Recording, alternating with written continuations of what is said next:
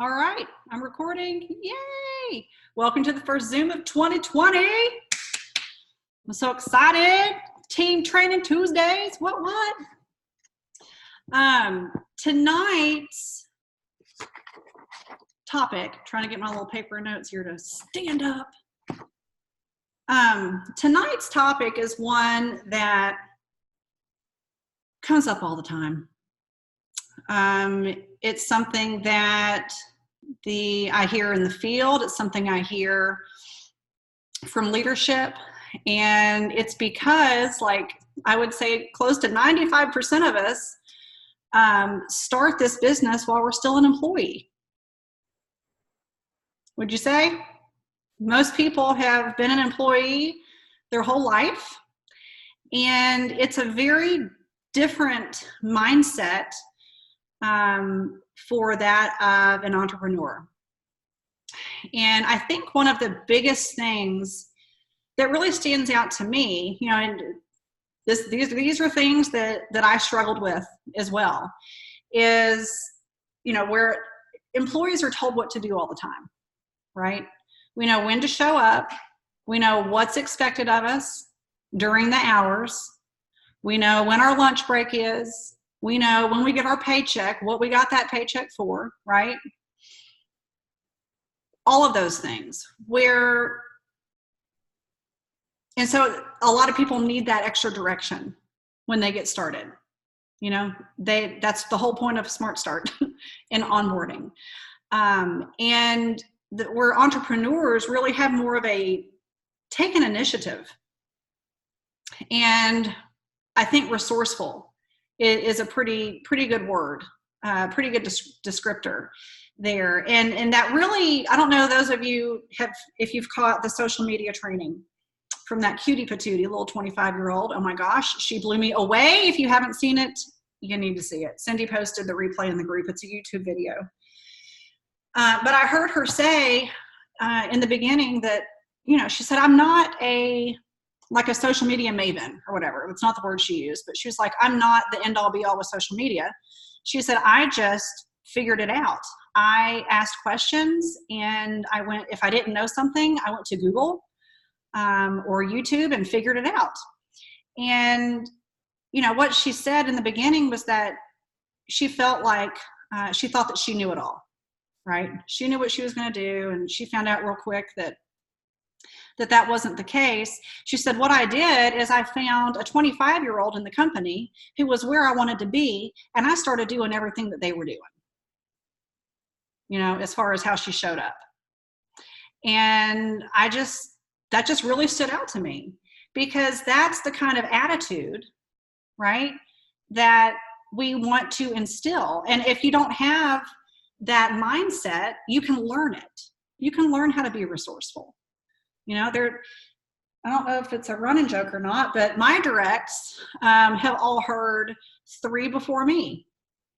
And that means I want them to check in 3 different places before they reach out to me, not because I'm not here or don't want to hear from them, but because I want them to learn how to find information and use the systems in place instead of relying on a person. So that's the first thing that really stands out to me. The next one is that as an employee, I dreamed about my plans, right, for the future, but I never really took action on it. And I feel as entrepreneurs, we plan our dreams and plan our lives instead of the other way around. Instead of dreaming about things, we actually are working towards it. As an employee, I'm sure you've all heard this excuse, waiting for the right time.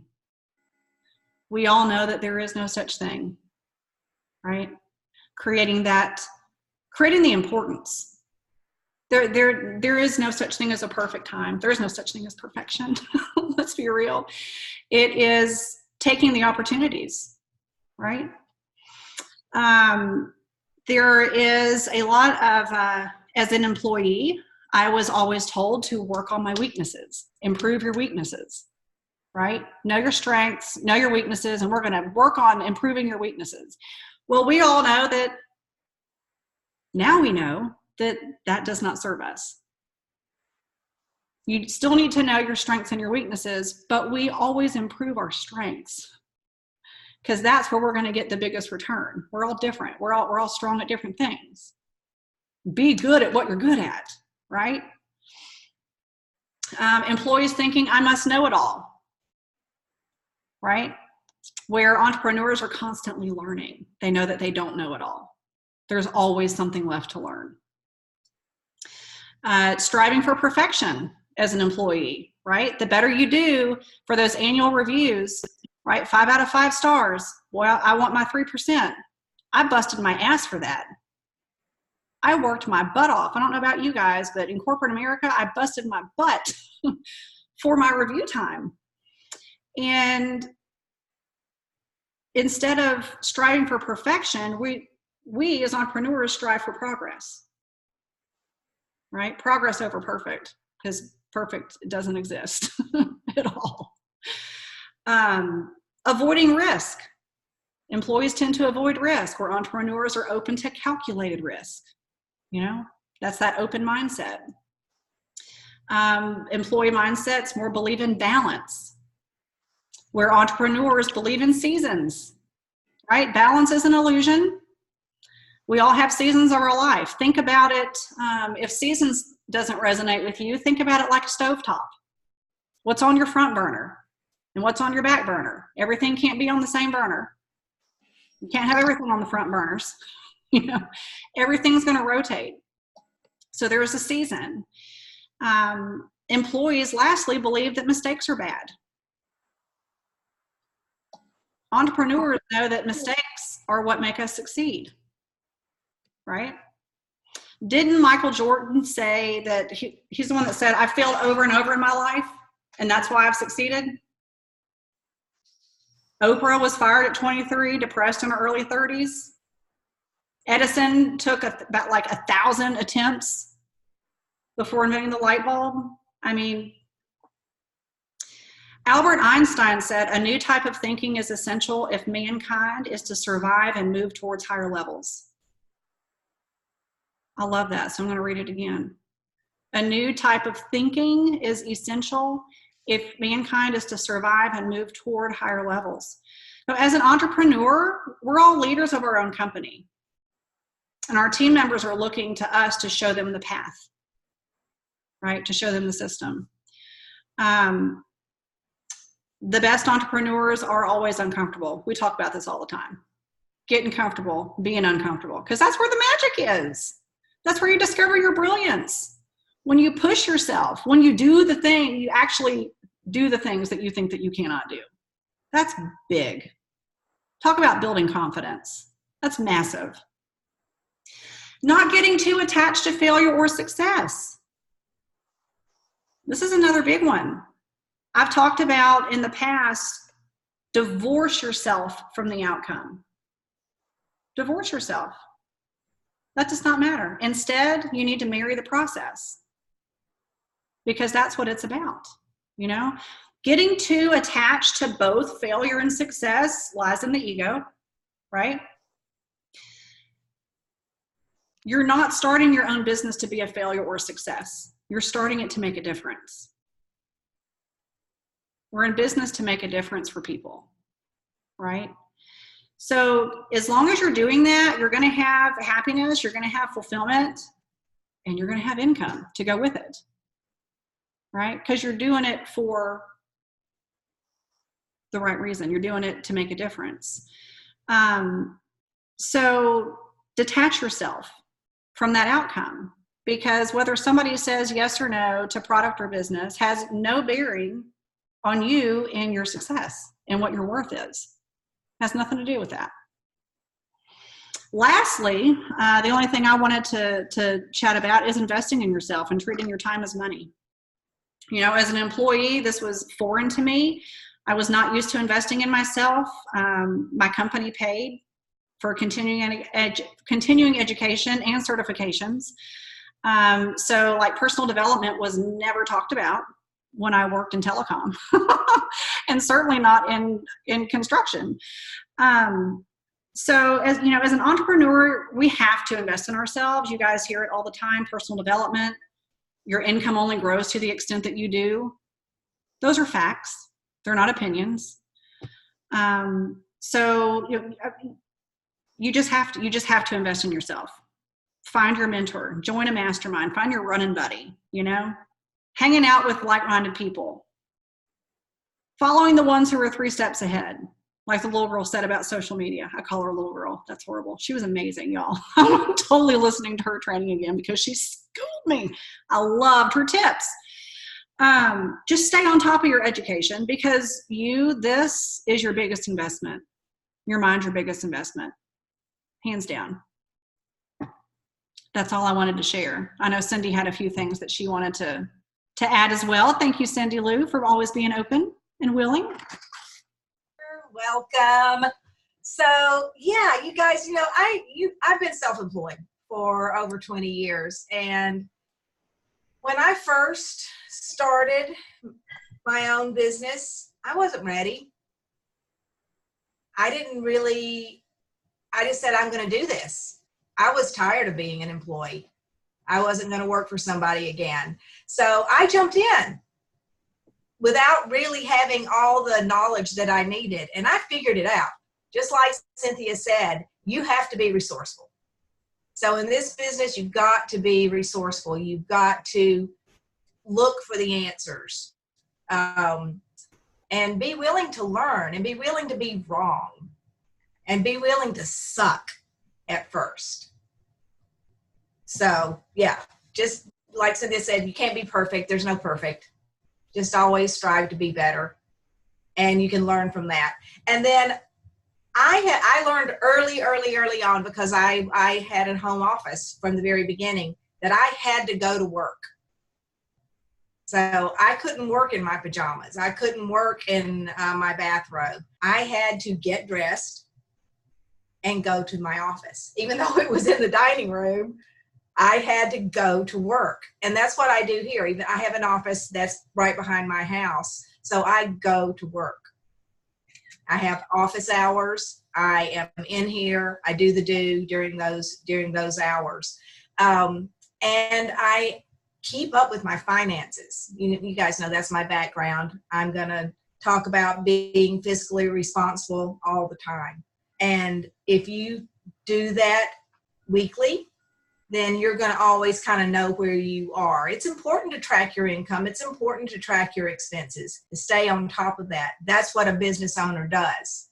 They know where their business stands at all times. And we are business owners.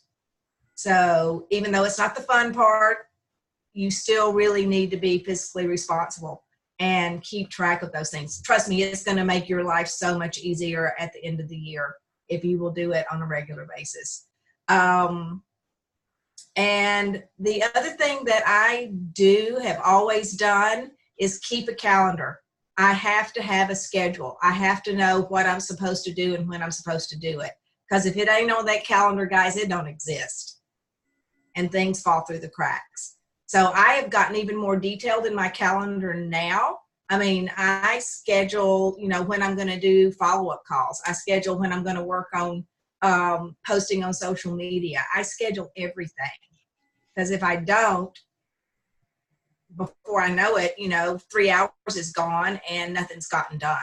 But if my alarm goes off on my phone that it's time to do a certain thing, then I do my darndest to sit down and do it.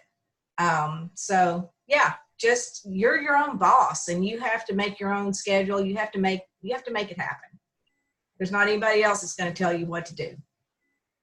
It's up to you to do it, to figure it out. And we're all here, of course, to help if we can. But it's at the end of the day, it's your business. It's up to you to make it work. Because it's a job. We have a job here. We're just we're the boss of the job, but it's still a job. So that's it. Just be mindful that you are running a business, mm-hmm. and treat it like that. Well, and thank you so much. I think that's where, discipline really comes into play. You know, because motivation doesn't last. It just doesn't. That's why it's important to know why. Why is it that this is what you want? Why is it that you're involved in Monat? What is it that you want Monat to provide more of? You know, what is it that you want to do more of because of Monat? What is it that you want to be more of? All the questions that we see in the onboarding Jumpstart workbook, you know, what do you want to be, do, and have more of? Those are very important questions. And that's why it's important to walk all of our new people through that process. One, so that you know, right?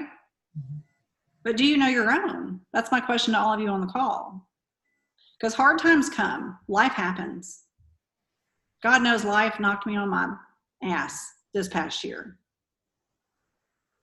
But the reason why I'm doing this business is far more important.